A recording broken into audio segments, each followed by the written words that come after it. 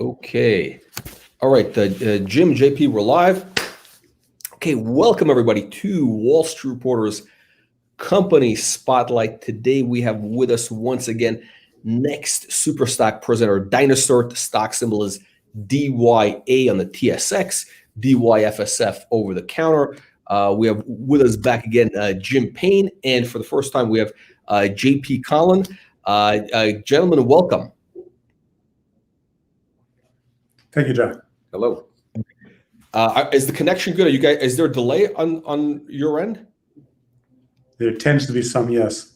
Okay, all right. So we'll work with it. We have so that, yeah. Sometimes these things happen with technology these days. So speaking of technology, dynaCERT recently announced this freight tech initiative. Kind of the all of a sudden trucking, transport, logistics, is becoming like the hot new space.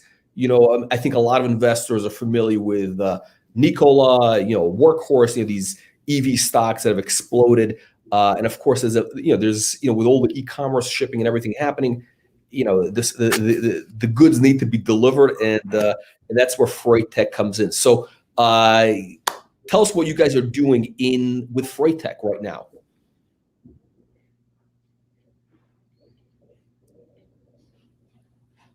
Jack, we didn't quite hear the question. Okay, all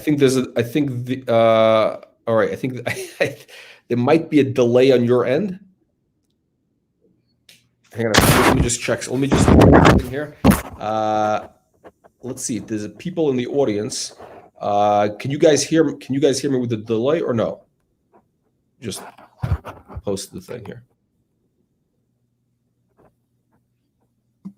We don't know. Okay. Okay. So look, should I repeat or it didn't come? Okay. Sorry guys about the technical difficulties. Okay. So can we start off with talking about the dynaCERT, the freight tech initiative? What's happening in that space? What are you guys doing there?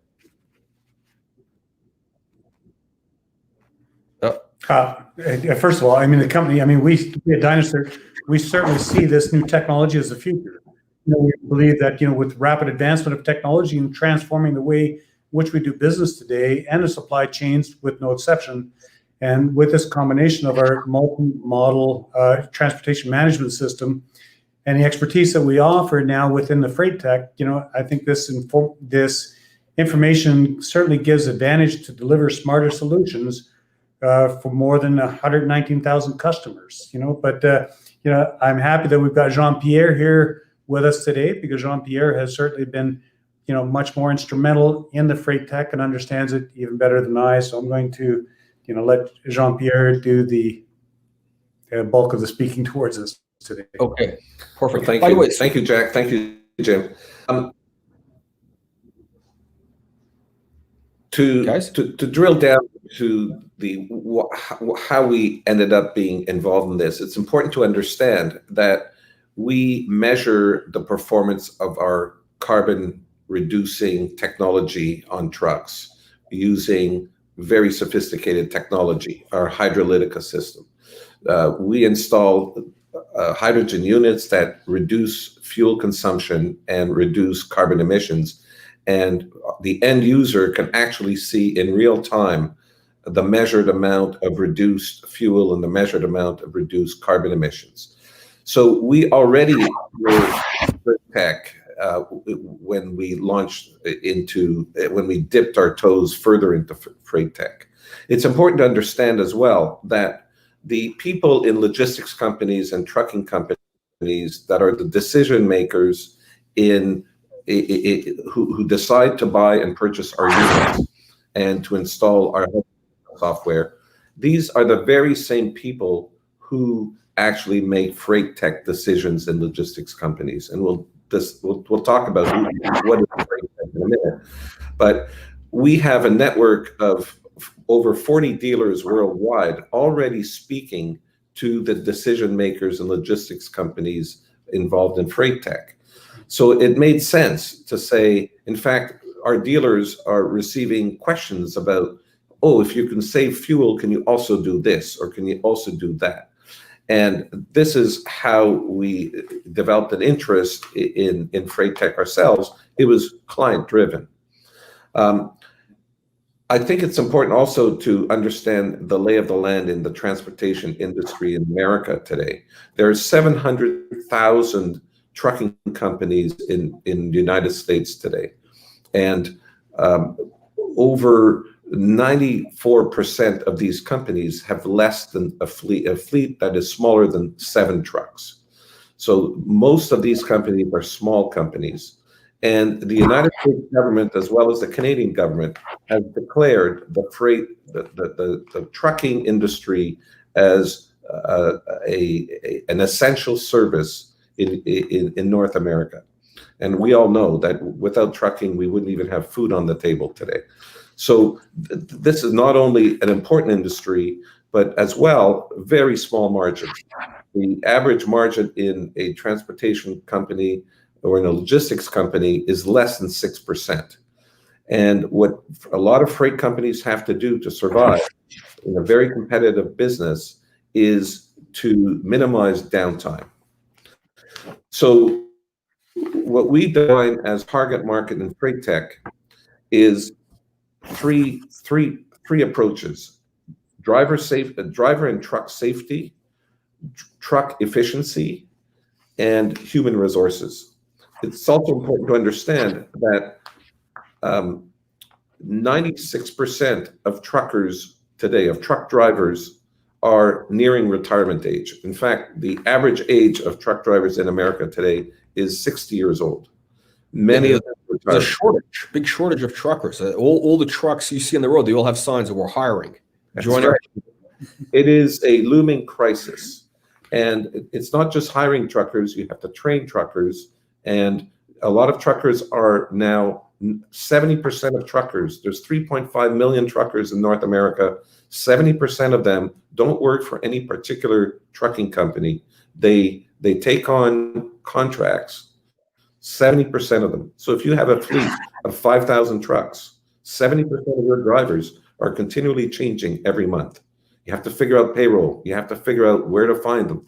How to 70% turnover? 70% of truckers are on what we call gigs.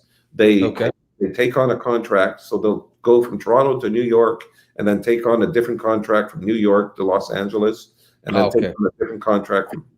And so they're working for different companies all the time. And companies are competing with truckers all the time. And now there are companies that specialize in that, but just imagine the payment system. When you have a new employee that you've never met before, a new driver on your truck, you don't know what he looks like or she looks like, and you're supposed to pay them, give them money to buy gas or diesel, feed them, room and board, lodging. It's a logistical nightmare running a trucking company today, and we're here to try to help that. And it's funny, you mentioned something interesting that kind of got my attention. So their margins, I think you mentioned there's like they're running on a 6% margin, right? That's correct. Yeah. So if they're running a 6% margin, so any type of total improvement that you can deliver with your technology can have a massive impact on their bottom line and whether in fact they're profitable or not. So it's a significant opportunity. So exactly tell us about the kind of the product, the offering, what you're giving the customers. Okay, how they're going to example. First of all, what's happening? There's a lot of mom and pops, software developers that have developed solutions to help the trucking industry. For example, for $10,000, you can buy a piece of software to help you tell you when to change your oil, when to fix your brakes. That's another piece of software. When to change your filters. That's another piece of software. The interesting thing about the logistics industry right now, as it's developed with the freight tech servicing of the logistics industry, is that most of these pieces of software don't talk to each other. And secondly, a logistics company has to train a person to use that software, and by the time a person's trained, very often they get rated by another company. So it's very difficult to manage all these services out there. And it's all very data driven. So what we have done is we've partnered with our associates at a company called Corsario. And Corsario has set up a wholly owned company called GP Logics that is with us to develop solutions to integrate all this data and to present it as a single platform.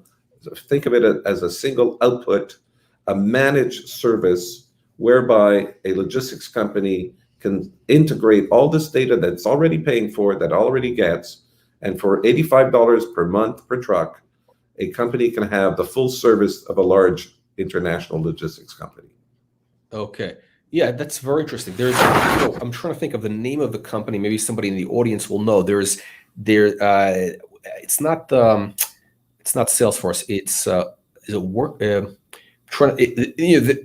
basically built a multi-billion-dollar business, essentially, helping integrate all these different kind of different pieces of enterprise software that are out there, and to get them all to work together so you can see on kind of like one dashboard and see everything that's happening. So it's a significant problem and an opportunity.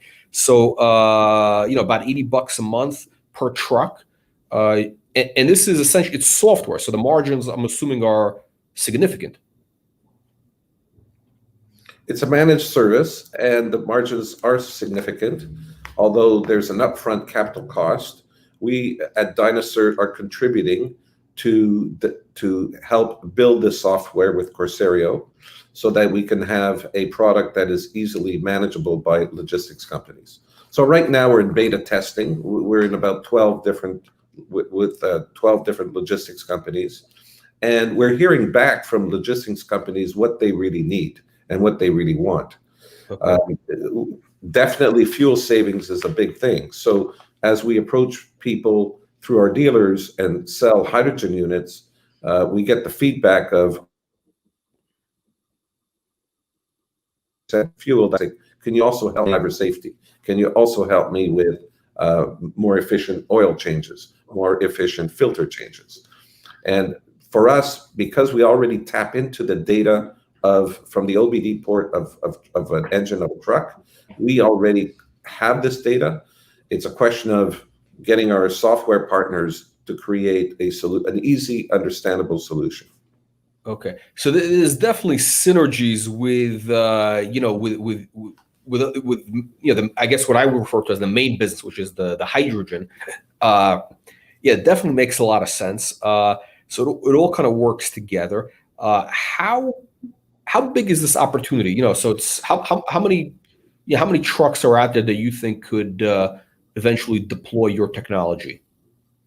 Well, there are people out there who are experts in freight tech and who have published and collect data on the freight tech industry themselves, and they're speaking about the freight tech. And first of all, the freight tech industry has grown from a few $100,000 10 years ago to about $300 billion today.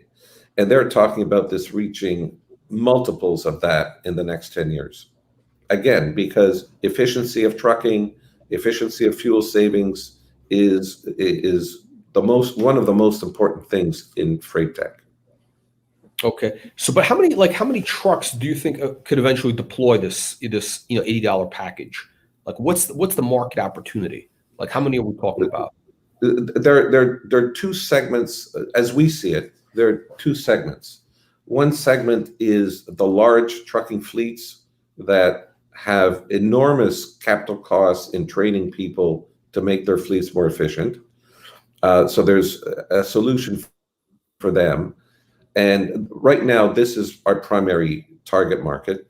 But the moment trucking companies have under 7 trucks, and the little trucking operator cannot afford a $10,000 piece of software just for brake, and another $10,000 piece of software for the oil changes, and then the ELD, which is a regulated industry for driver safety, that's an additional cost. So by developing this software, it's not one size fits all. We customize our managed service to the needs of a particular trucking company, but the market is the two markets that I spoke about are both huge. 700,000 trucking companies just in America alone. Okay. They all have to have ELD devices now. So it's a booming industry. Jack, you had mentioned something about dashboards there a few minutes ago, and that's the important thing with this. You know, at the end of the day, like JP said, I mean, this is customized, but it creates a very simplified dashboard where, you know, an end user or their logistics company can go on and they can collect, or they can see the data that's important to them all on one dashboard. It's not like they have to spend days going and hunting for all this data all the time. Okay. And quite honestly, I think this was a supplementary evolution of services that's a perfect fit, a natural fit with what dynaCERT is already doing. You know, you look at the Hydrolytica, you know, I always used to say our Hydrolytica was like a fleet management system on steroids. Well, we've just taken that to a whole new level. The reality is, I mean, you know, this gives, you know, everybody that the information that they've always wanted and they go hunting for and searching for can all be streamlined in a very simple dashboard for them. Okay, no, that makes a lot of sense. I'm still trying to think of the name of this company, and again, maybe somebody in the audience can come up with it. It's the enterprise software company that kind of integrates all different components, and it's been like a massive stock. So I kind of see like you know, dynaCERT kind of doing that for the trucking for the freight tech industry. Let's maybe jump into some questions here. We actually here. Okay, so we got a question, audience question here. I guess Gary is asking if you know, the electric trucks, which in theory are on the horizon with, you know, their technology, would they make this freight tech obsolete? I don't believe that's going to make it obsolete at all. And quite honestly, you know, as I've spoken before about, you know, electric vehicles or electric trucks, you know, there's certainly a demand, there's certainly a use for it. You know, I don't believe that we're competing with that at all. And it's interesting, you know, I know that, you know, we've had large grocer chains and some large box stores that have announced, you know, ordering some electric trucks. I've had conversations with them, and every time I have a conversation with them, they laugh. They say, you know, Jim, it's great PR, it's great for a delivery service, you know, around town and stuff like that. Electric vehicles or electric trucks are not going to, you know, replace our on-road, you know, transportation, because it just does not make sense. First of all, you know, you look at the batteries on these trucks. I mean, it takes 1/3 of their payload away. All of a sudden, there's no economics there, you know. And then, you know, they run when they're new 8 hours on a charge, and they got to recharge. Trucks in today's world, especially here in North America, I mean, these trucks run across country. They run 24/7. You know, they've got 2 and 3 different drivers going. There's no time. You know, certainly they cannot afford, you know, the loss of payload, but they cannot afford to have these trucks sitting idle for 6 to 8 hours to charge the batteries either. Yeah, you know, that's, again, this kind of goes back to what JP mentioned earlier with the downtime, you know, as being a, you know, a major, you know, that kind of eats into their profitability. So that's, I think it's interesting that people really kind of haven't thought about the fact that, you know, the downtime to recharge, you know, an electric truck potentially kind of kills all the benefits that you may have. So there's, you know, there's still millions of these trucks on the road. So this is, you know, I mean, I don't, this market is going to be out there at least 20 years, let's say. Diesel trucks, I mean. Well, and you look at the hydrogen technology or hydrogen society. I mean, it is gaining more ground every day. I mean, now all of a sudden, I mean, you know, you're hearing more of hydrogen and the future of hydrogen than anything else. I mean, it's in the news everywhere. You know, over the last several weeks, we've had more conversations with different government bodies and they're all talking again to support hydrogen technology. You know, I do believe that, you know, that is, you know, it is still a huge opportunity. And, you know, dynaCERT is certainly, you know, a very well-known name and a leader in that field. And as that hydrogen technology continues to develop, so will dynaCERT. Okay.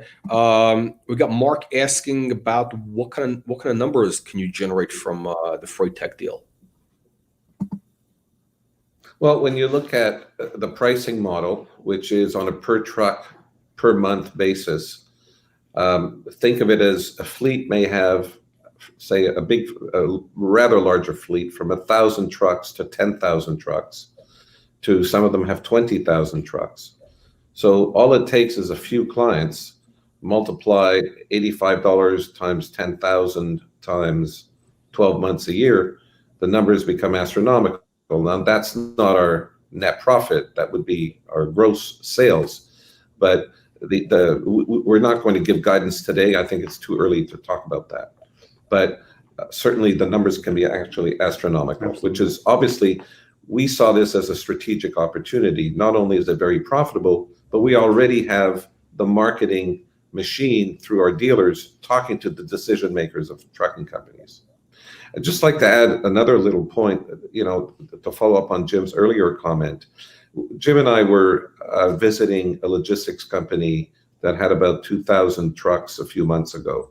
And when you walked into their offices, you'd see rows and rows of desks in a huge room where there were people working in front of computers, figuring out the logistics of a trucking company. And, managers of trucking companies are pretty intelligent people. They know what they're doing. They understand their business very well. And they realize they need data. So what they have is they hire people to process all this data. And it was very interesting to see rows of maybe 10 people by 10 people, say 100 people in a room, with piles of paper beside them, where they're fishing through mounds and mounds of data. And every now and then you'd see a lady stand up and go talk to another one and say, what about this truck? And what about what's going on here? And what's going on there? What we realize is where the world is going is making that process more efficient.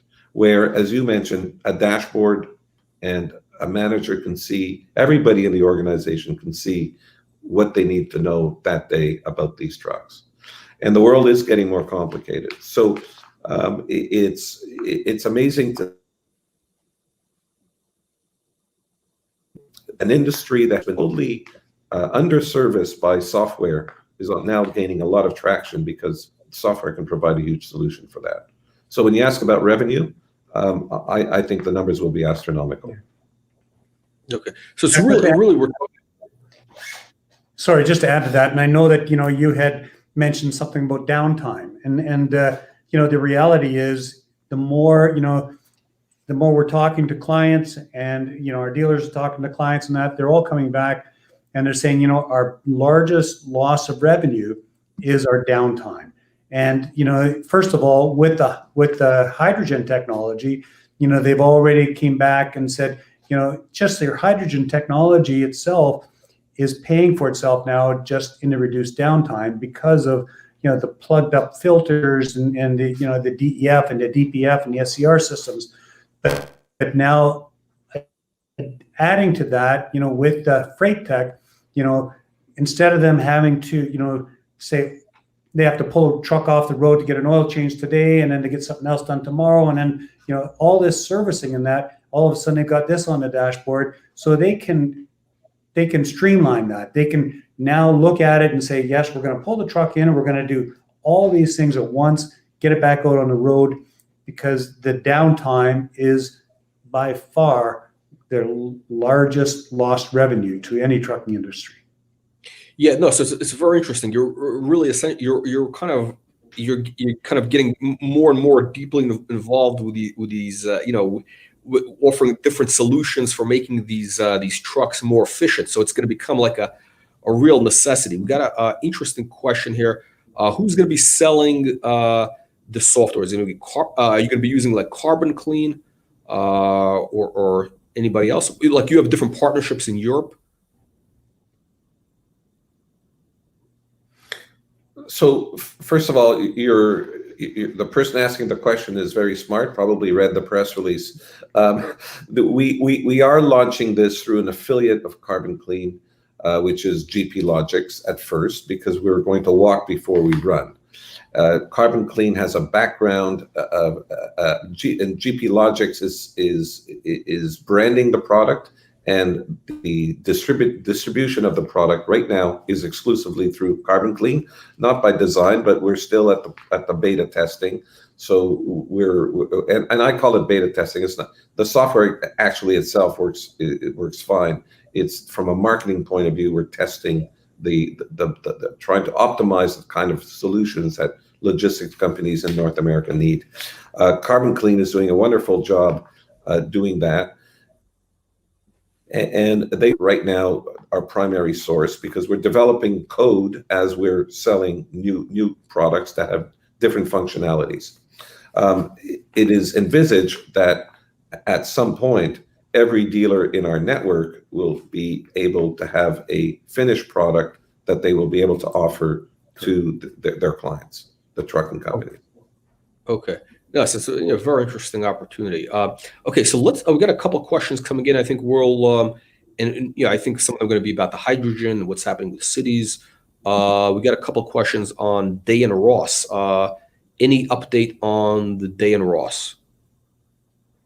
We certainly expect that there will be an update coming out very soon on that. Right now, we're not at liberty to talk about it. Okay. Any update on carbon offset accreditation? Yeah, well, we've applied for reminders. We've applied to obtain carbon credits with Verra, VERRA, an organization that certifies carbon credits in Washington, D.C. We have been working on developing the methodology, and essentially the methodology will be, here's our hydrolytica product, here's the validation of the data, and when you don't have our hydrogen unit on, you get X amount of fuel consumption. When it's turned on, you get X minus Y, and that will be the functionality by which carbon credits will be generated. And so with COVID, that has been a very slow process. We have maintained a number of consultants helping us on this, and I don't have a timeline at this point. Okay. So timeline I'm hoping will be 6 months to 12 months. Okay. So we got some questions coming in on the hydrogen, on the backlog. What's happening with the backlog on the hydrogen units? We are in production now. We are in production. Our first run of production was the HG2s, and now we're back in production on the HG1s. So we are starting to fulfill our backlog. We are already ordering or not ordering. We're already shipping and having units, delivered and installed on a daily basis. Okay, so Jim, just again, we might have some new people watching this video later. So for anybody that's new, can you just in a snapshot tell us what is the hydrogen technology like? What's the value proposition? What does somebody get with your technology? Why should they use it? Well, there's two value propositions. One of them is reduce in diesel engines, and that's we usually talk about between 10% and 15% savings in diesel. Reduction of carbon emissions, especially NOx, which is a deadly gas and being highly regulated right now. So these two functionalities can be measured in different ways. On the fuel savings alone, our proposition to end users is a 1-year payback or 1-year ROI. So in Canadian dollars, it's 1 o'clock. Canadian dollars, a unit will cost an end user about $9,000, and an end user that's a long haul trucking company will spend about $100,000 of diesel fuel a year. So 10% of that is $10,000 savings. paid back in less than 1 year. Okay, but then I think what's compelling also is the two things. One is you actually provide some financing where they get immediate ROI right away, right? I mean, with your financing package, they have immediate cost savings. The system pays for itself, and then you have that upside from the carbon credit. They get the recurring revenues, which is split with you guys. That's right. We have now instituted what we call a subscription program, and again, Carbon Clean, our dealer, is offering this as we speak to many of their clients. But we are capable of offering that to any large fleet from any dealer right now, where we charge on a month. We rent our units. And we'll rent them for less than the price of the fuel savings that they will get. So it pays for itself. Yeah, no, so it's very interesting. I mean, basically, your whole business model is kind of like a subscription, recurring revenue model with the freight tech, with the actual the hydrogen units for the fuel savings. So it's definitely it's very compelling. So we got a question. Any updates on? We got a couple of people asking the same question about the Mosolf deal. I have no update today to provide, but I'm sure there'll be news very soon. Okay. The meeting, the AGM in December, that's going to be online, right? Not in person, I'm assuming.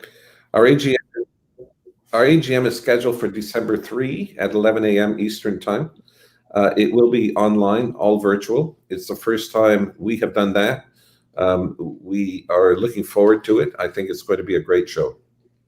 Okay. We've got a technical question here. Do you have a block heater for the hydrogen unit?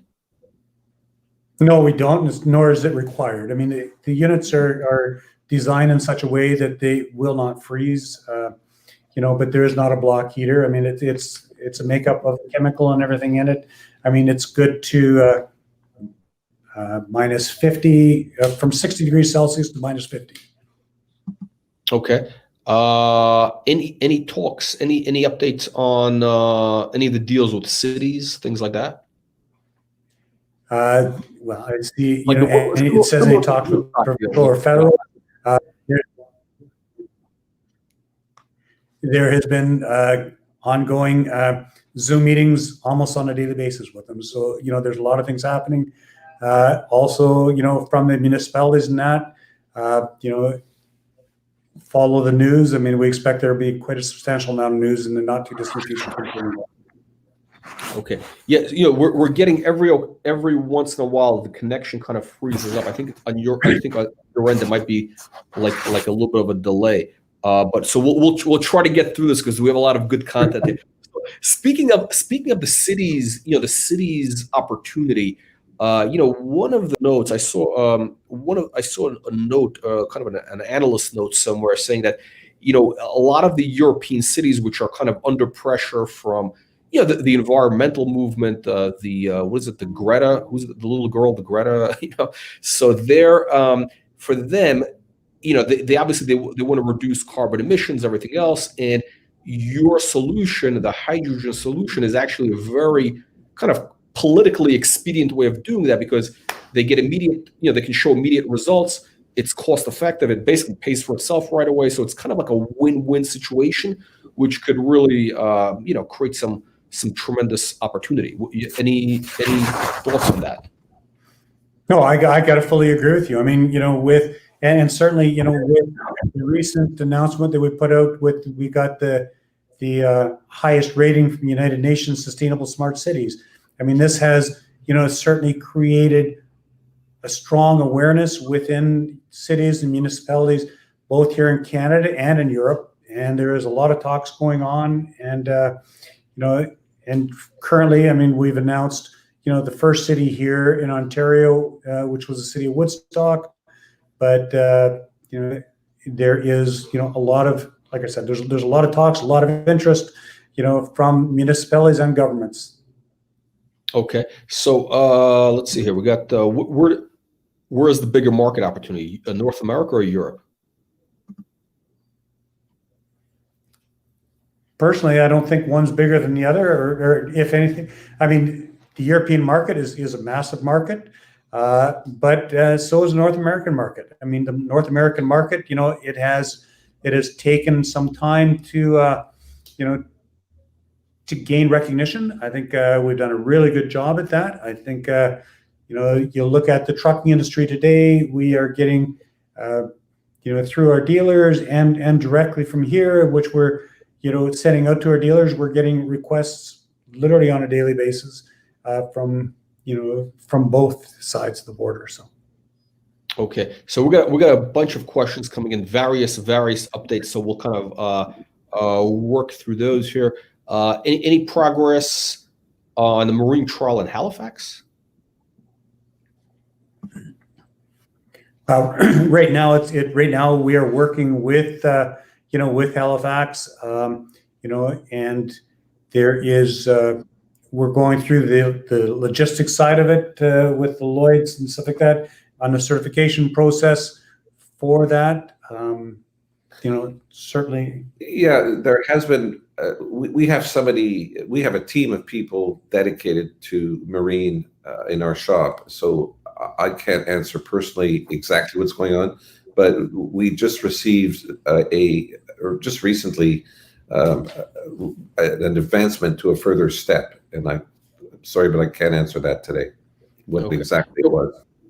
Okay. Yeah, we haven't talked a lot about the marine applications for the these massive ships that have these diesel engines. I mean, that's a whole opportunity in itself. Stefan, I guess, is asking, any update on the Austrian deal? There was units installed, just additional units. Matter of fact, I know that our dealer over there put up pictures and everything on it, which happened just within the last 2 weeks. So I mean, it's ongoing there. There's certainly a strong interest over with the Austrians and the government over there. Yeah, it's a province of Carinthia, I believe. Correct. Okay. Let's see. Okay. Okay, we got a couple of questions. The most thing you answered. Let's see here. We got questions coming in here. Pete says, how many people are working for Carbon Clean? Is that I believe it's up to a dozen, but I'm not sure. Okay, let's see here. I think Gary was asking. I think there's going to be a good question, but we got only one part of it. So Gary, if you want to give us the second part, I guess he's asking who the technology is. It geared, from what I'm looking at, is it geared towards large operators, or can anybody use your technology? The freight tech, who's going to benefit the most? Well, again, at first, Carbon Clean is focusing on medium and large size fleets. We're getting very good feedback from that right now. But I think at the end of the day, the larger market is going to be the smaller companies that can't afford to buy expensive ware, and that need to remain competitive. They need the same kind of solutions that the large companies have. And this is more philosophical perhaps, but the world of logistics is starting to accept the fact that they need to share data and integrate. As more and more freight companies integrate and share data, they can collectively become more efficient. And we're in the fuel saving business, and clearly by integrating data amongst different companies, that will create an even additional greater fuel savings. And the people we're talking to in freight companies or in trucking companies are very much focused on shaving costs. So yeah, no, the margins are so thin. So yeah, so basically as you're getting more and more data, you're going to benefit from that kind of network effect. So it's it's very, very compelling. We got a lot of people again asking again the production. They're kind of trying to get a sense of get a handle on what the revenue potential is. Can you an answer for this one? How many units are being produced a day? Well, currently we're producing both HG1s and HG2s. For the HG1s, we've got them in mass production at this point, with the exception of tanks. That the tanks are expected to be here within the next, I believe it's week and a half, and at that point, we'll be able to start fulfilling that size of a full production. Okay. Any thoughts of getting into the rail business? As a matter of fact, we're working with a company in the United States right now specifically for that. Okay. Let's see here. Yeah, a lot of people asking about the backlog. Let's see here.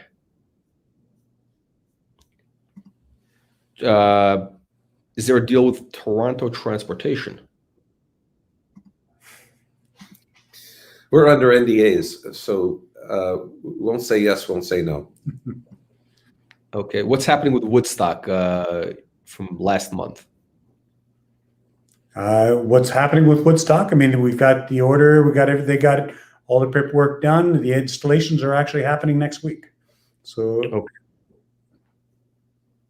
So they're going to be the hydrogen units are going to be installed on their buses next week. I think you're doing a few to start, right? Okay. And how long is that trial going to go for? How long is it going to go for? I mean, we expect that, I mean, they're very excited. They are very, very motivated. I mean, they want to get it on, and I mean, they're talking, like 30 days. I mean, this is not, I'm not going to say this is a trial. I mean, like, they bought these units, they put them on, they're doing a comparison, but they're very anxious to start outfitting their fleets. Okay. Okay, so Gary's asking, how would container truck operators who make multiple short trips daily benefit from your technology?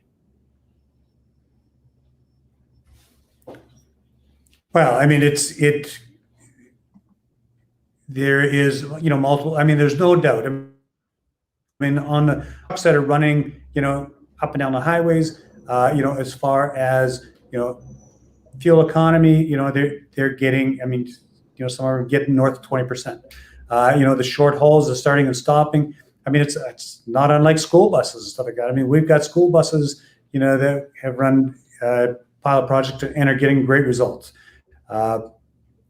Also on the emissions side, certainly, the starting and stopping, I mean, on the emissions side, it's even going to be better. But okay. Rick is asking about the production. If all of a sudden demand kicks in, are you going to outsource production of the hydrogen units? We are in talks with multiple companies to expand on that. We certainly do not expect that we're going to be doing all the assembly here at Toronto plant to meet these demands by any means. Okay. Any units used for farming? I guess for tractors, the diesel tractors and all that.